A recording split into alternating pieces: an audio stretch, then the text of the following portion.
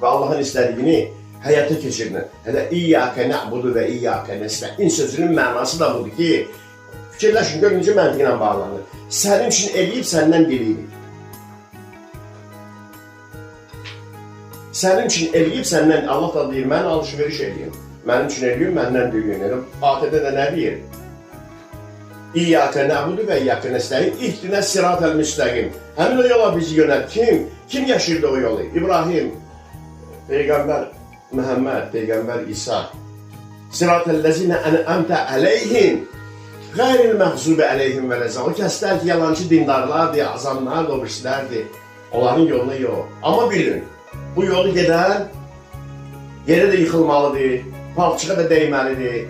Yolunu azıb sağa kəndə girib təzdən magistralı da gəlir. Amma fərq ondadır ki, yerə yıxılanların arasından bu ayağa durub, libasını təmizləyib, yolunu davam edənlərdəndir. Ona deyilər sövr və təvasəb bil həqqi və təvasəb bil sövr. Bəli, əsr innəl insan ilə xüsr.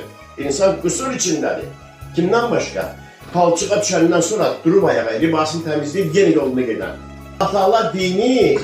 Allah Teala insana dini zülüm çekmek için vermeyeyim mənim əzizlərim.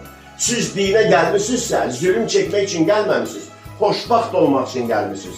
Ona göre yalancı dindarların dinine uymuyor. Buradan da yalancı təkəbbür yaranır. Mən bu qədər zülüm çəkirəm, Allah yolunda sən hara. Yok. Allah dini zülüm çekmek için vermeyeyim.